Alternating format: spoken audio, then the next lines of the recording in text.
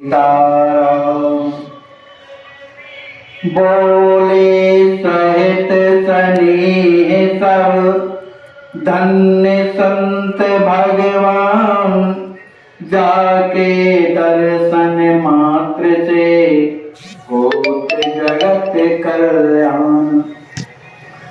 जिनके तरस हेतु संसारा, अमित तीर्थ में करत विहारा। योगी विप्र भक्त गुरु ज्ञानी, तपसी बैरागी मुनि ज्ञान।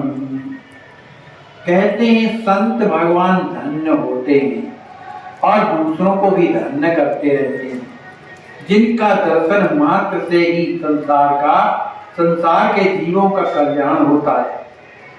जिनके दर्श हेतु संसारा, माने जिनका दर्शन करने से संसार के जितने भी लोग हैं, क्यों उनको भी वो इतना उन्हें पुण्य प्राप्त होता है, जैसे अनेकों तीर्थों का जो पुण्य है उन्हें प्राप्त होता है।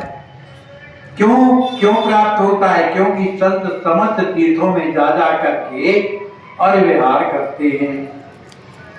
योगी हो, ब्राह्मण हो, भक्त हो, गुरु हो, ज्ञानी हो, कोई भी हो, चाहे तपस्वी हो, बैरागी हो, चाहे मुनि हो, चाहे ध्यानी हो, सब निज दर्शन देत गोसाई, संत राम जीवन घर आई।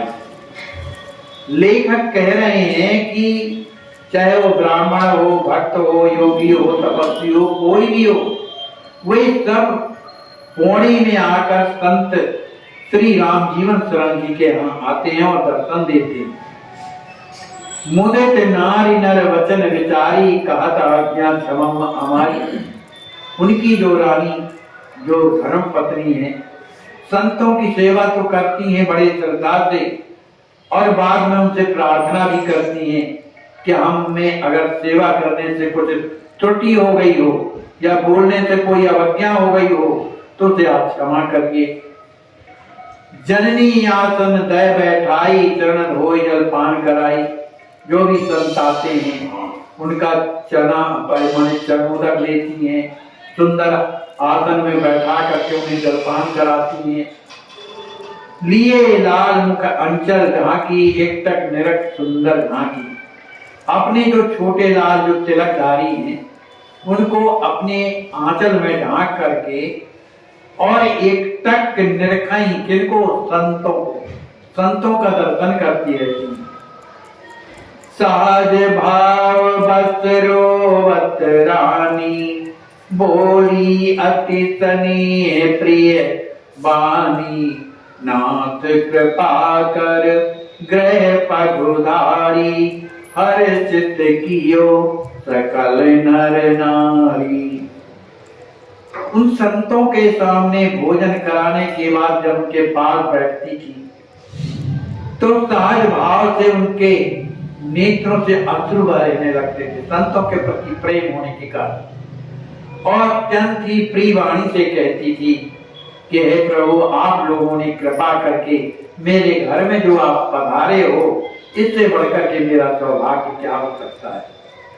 और आपसे प्रार्थना है, जेठ चतुर्दशी शुक्ल दिन, जन्म दिवस सुत होए। आए दरस दीजे प्रभु, कहत पढ़ी कछु रोए। उन्होंने प्रार्थना किया माता जी ने कि जेठ मास की जो शुक्ला चतुर्दशी है, उस दिन इस बालक का जन्म हुआ था। चतुर्थी तो चतुर्थी, हाँ चतुर्थी तो जन्म हुआ था, इसलिए आप उस दिन जो है आकर के जरूर दर्शन दीजिए। ऐसा कह करके और हाथ जोड़ के प्रार्थना करने लगी, जिससे उनके नेत्रों में अश्रु आ गए। अब उन संतों ने सोचा कि अभी तो समय बहुत, कहाँ भाई संत एक जगह तो रुकते नहीं, तो जाए कहाँ। तो माता जी बता रही हैं कि एक बीहर नदी है पौड़ी के बगल में, बीहर नदी। तो कहा बीहर नदी के किनारे एक सुंदर वाटिका है, आमों के का बगीचा है, और हमेशा इतना घना है कि वहां अंधेरा ही बना रहता है, हमेशा अंधेरा रहता। इस कारण से उसे अंधियारा बगीचा भी कहते हैं उसको। तो ग्रीष्म काल आनंद बढ़ावन, गर्मी के दिनों में उस बगीचे में क्या है, शिवानंद को कुछ मिलता नहीं है, क्योंकि सुंदर सघन वृक्ष लगे हुए हैं। एक एक अति दिव्य मनोहर, सकल बिटप लागे अति सुंदर, अति स्वादिष्ट रसाल सुहावन, रुचिर समीर बहे मन भावन। वो बगीचा अत्यंत ही सुंदर है, अनेक प्रकार के वृक्ष लगे, आम के, जामुन के, और भी जो स्वादिष्ट एक से उच्च कोटि के जो आम होते हैं वे सब। और जब उस गर्मी के दिनों में जब बगीचे की हवा जब चलती है तो वो भी ठंडी हो जाती है, तो वहां की जो हवा है अत्यंत शीतल होती है। सरित समीप वाटिका जाई, जम्बू रसाल आदि फल लाई। राम जीवन जी को कहते हैं कि ये रोजाना जो नदी किनारे जो बगीचा है उधर जाकर के कभी जामुन कभी आम के हमेशा फल आते रहते हैं, और वो फल ला करके क्या करते हैं, भगवान के लिए भोग लगाते हैं, और बड़े प्रेम से भोग लगाने के बाद वही भगवान का प्रसाद हम दोनों पाते हैं। कुछ दूर पर एक गांव बिछिया है, एक बिछिया गांव है, और वह नदी के किनारे वो भी बसा हुआ है, अत्यंत ही सुंदर है। तो वहां पर एक पंडित जी रहते थे जिनका नाम था गिरधारी पाठक जी महाराज। तो क्योंकि उनका भी बगीचा वहीं था राम जीवन शरण जी के बगल में, तो वो भी बेचारे घूमने सुबह आया करते थे और इधर से राम जीवन शरण भी जाते थे। लेकिन जब आज दोनों का मिलाप हुआ, अपने बगीचे में थे गिरधारी पाठक जी और पंडित जी अपने बगीचे में थे, तो ज्ञानवान बलवान अति ज्योतिष तत्व निकेत, बसत जहाक्रम विमल चलत लिए कर वेद। जो गिरधारी पाठक थे अत्यंत ज्ञानी थे, ज्योतिषाचार्य थे और अत्यंत बलवान भी थे। वो भी गृहस्थ आश्रम में रहते थे, लेकिन चलते थे, सियाने हो गए थे, इसलिए बैत लेकर के छड़ी लेके चलते। सवेरे का समय दोनों लोग अपने अपने बगीचे में जब गए, इधर पंडित जी विहार कर रहे थे और इधर पाठक जी विहार कर रहे थे।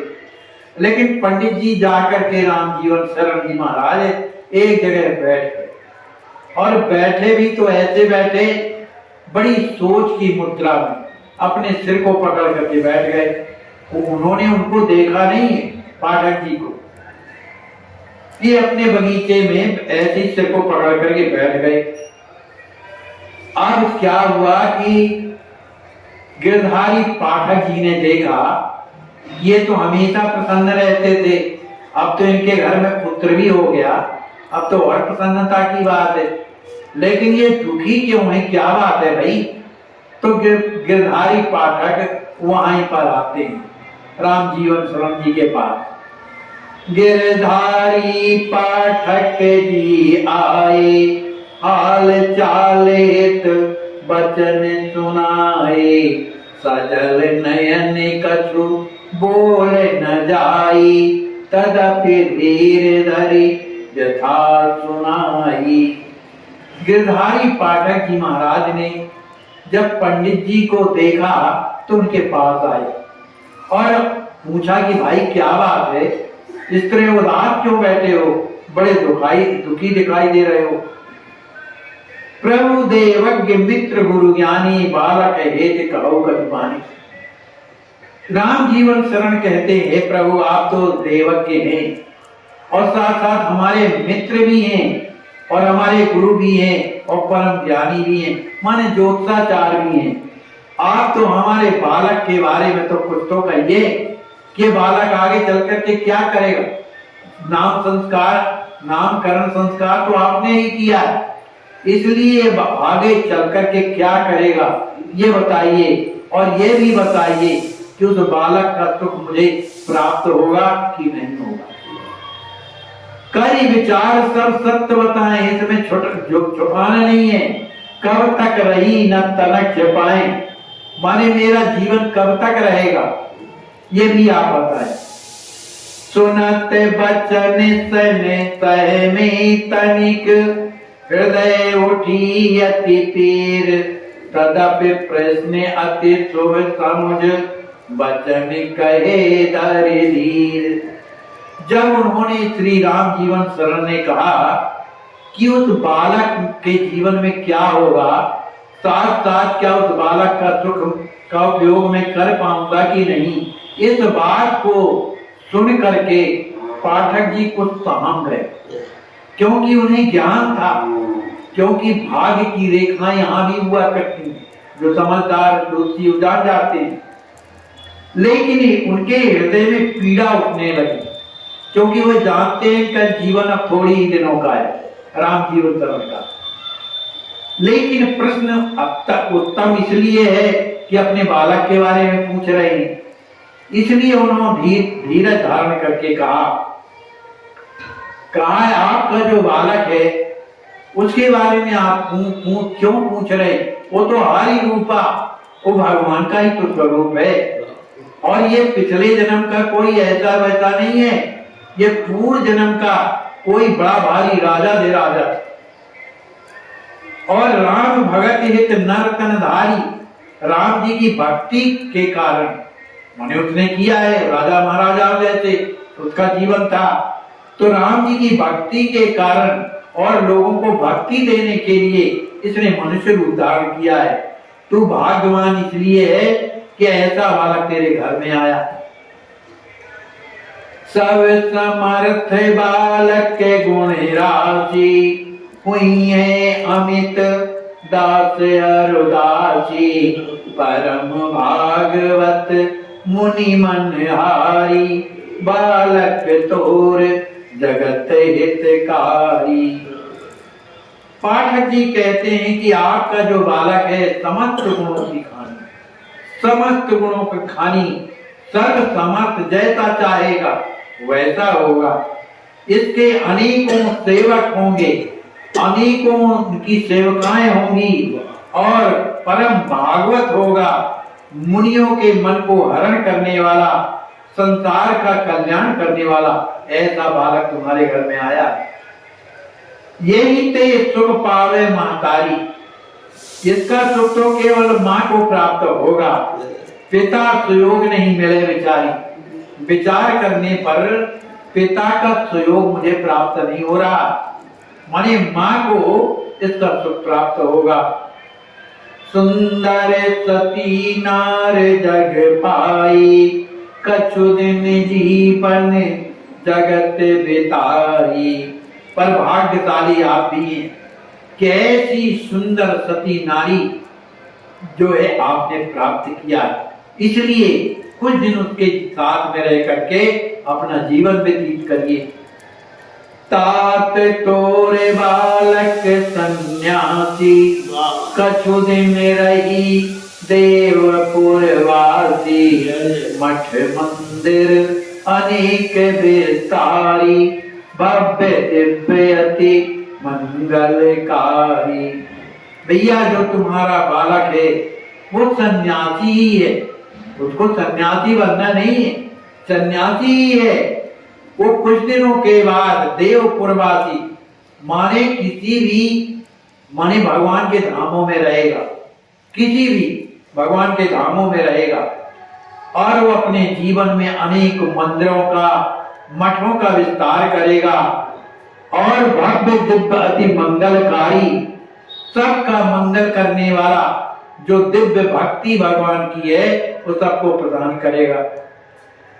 इसके द्वार पर हजारों हाथी घूमेंगे, माने इतना बड़ा सम्मान होगा कि राजे महाराजे आएंगे, जगत करे गुणगान, संपूर्ण संसार का गुणगान करेगा। सकल आयु रघुवीर भज, हरिपुर करे बयान। ये पूरा जीवन श्री सीताराम जी का वर्णन करते हुए अंत में भगवान के धाम को जाए। तुम्हारे भाग्य पुत्र सुखनाई, यह सुन सगरे अंग सुखाई। जो अति वेग गुणी गुण सागर, ताकि बुद्धि भई जनुगागर। कहते हैं तुम्हारे भाग्य में पुत्र का सुख नहीं। पाठक जी कहते हैं इस बात को सुनकर के श्री राम जीवन के जितने अंग थे सब के सब अंग सूखने लगे, क्योंकि मरना है और पुत्र का सुख भी नहीं मिलना है। तो कहते हैं जो इतने विद्वान कौन श्री राम जीवन सर, जो भगवान की कथा सुनाते थे, कथावाचक थे, परम ज्ञानी थे, गुणों के सागर थे, लेकिन हमें संसार में रहना नहीं है, कुछ दिन का जीवन है। इस कारण से उनकी जो बुद्धि जो महान थी वो एक घड़े के समान हो गई, माने छोटी हो गई।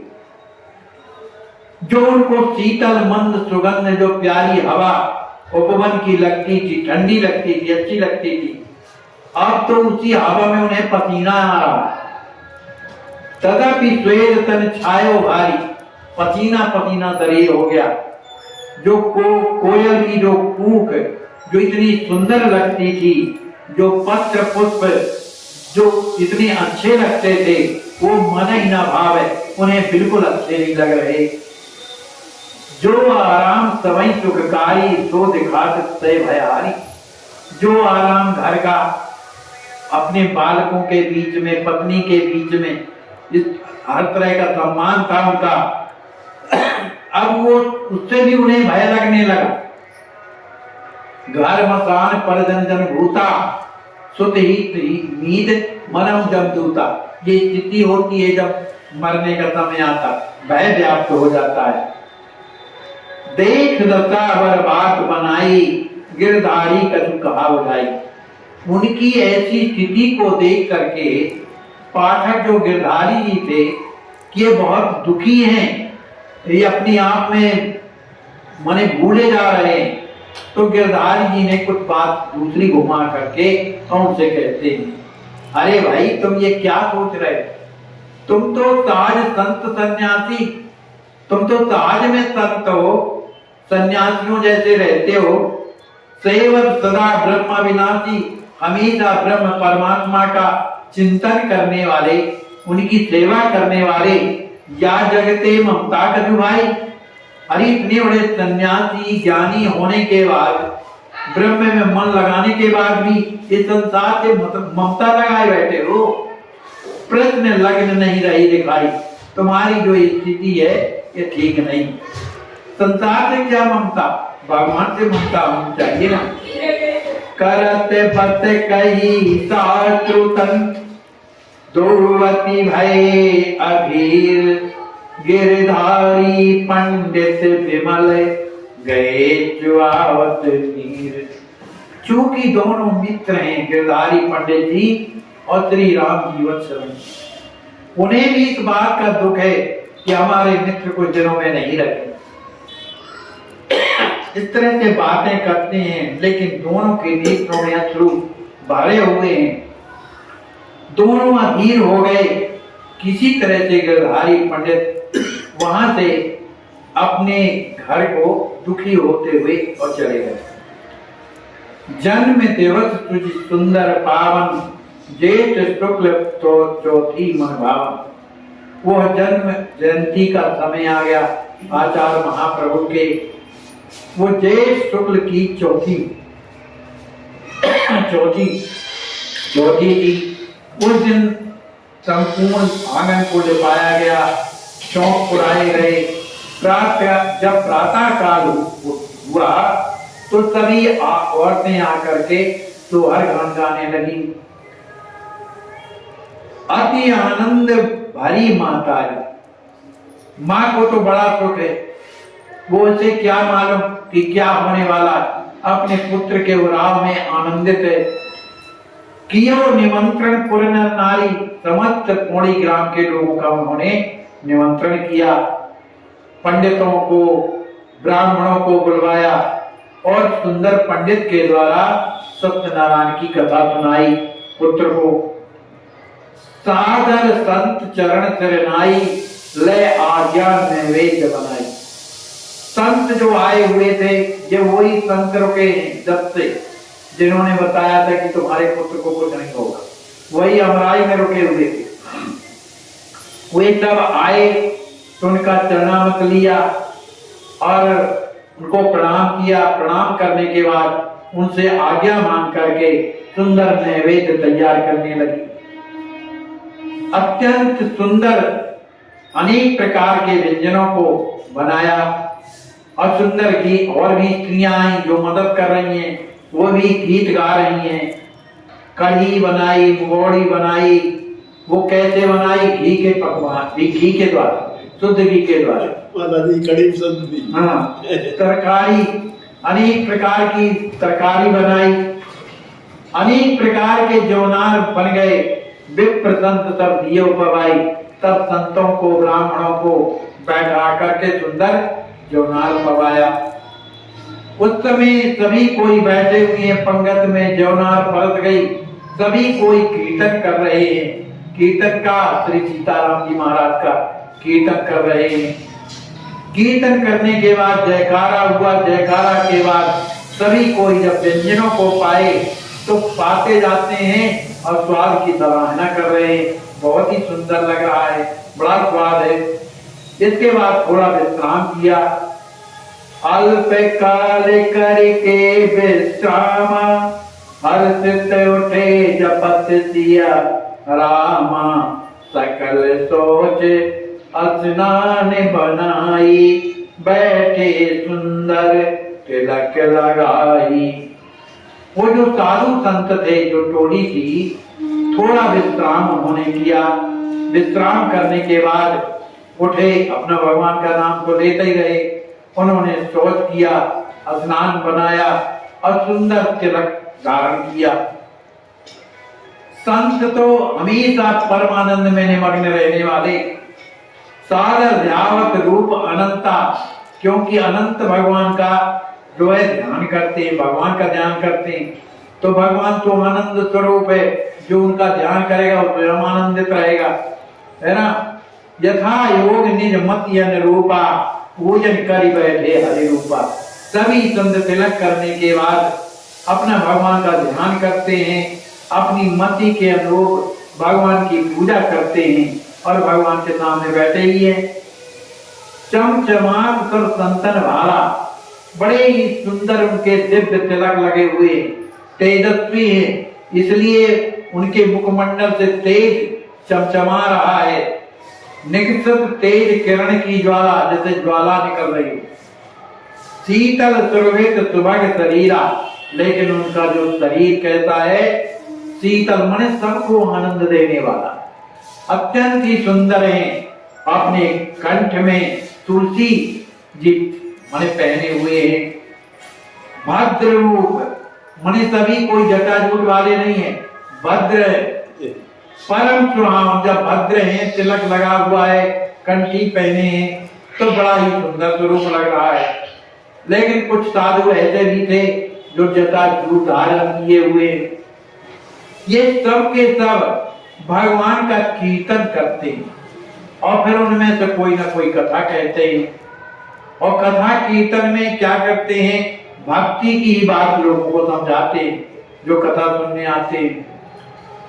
सब समर्थ रघुपति चरण, जानत सकल जहान। सिय राम के भजन से होत सदा कल्याण। वही संत सबको समझाते हैं जो कुंवड़ी के लोग श्रवण करने आते हैं कि भैया राम जी महाराज कहते हैं सर्व समर्थ, कर्तुम अकृतम अन्यथा कर्तुम समर्थ है। वे सबके हृदय की बात जानते, सबको जानते कि इसकी स्थिति क्या है। इसलिए अगर सुख चाहिए, अपना कल्याण चाहिए, तो श्री सीताराम जी का भजन करो। बोलिए श्री। ऐसे आज भी हजारों लाचार वृद्ध अस्वस्थ हालात में पड़े हुए, तड़पते, ईश्वर अल्लाह से मना रहे हैं कि अब मैं जीना नहीं चाहता, सहा नहीं जाता, मुझे ले चलो। आइए, अगर आपके दिल में ऐसों के प्रति दर्द है तो ट्रस्ट के साथ मिलकर अपने अवकाश प्राप्त समय का दान देकर अपनी बौद्धिक योग्यता का, अपने धन का सच्चा सदुपयोग करके इनका दर्द मिटाएं।